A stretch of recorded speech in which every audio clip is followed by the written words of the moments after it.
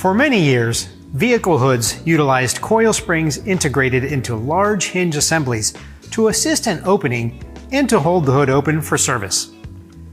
These springs were very heavy and powerful, but they also had a difficult job since the hoods were very large and heavy as well.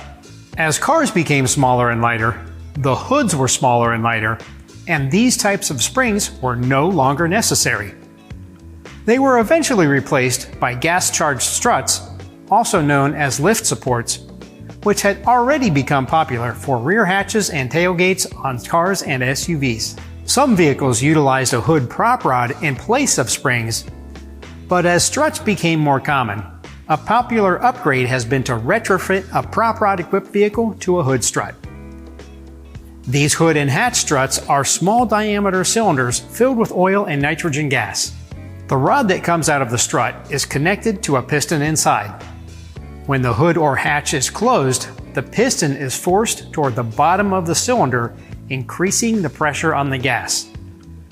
This pressure helps force the hood open, reducing the effort it requires, and when the rod is fully extended, enough pressure remains on the piston to hold the hood in the open position.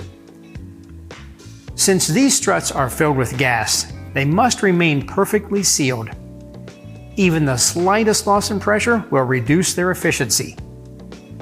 If you notice a hood or a hatch that takes additional effort to open, or drops back down slightly after opening, this is a sign the struts are about to fail, which can be dangerous, and it's time to replace them.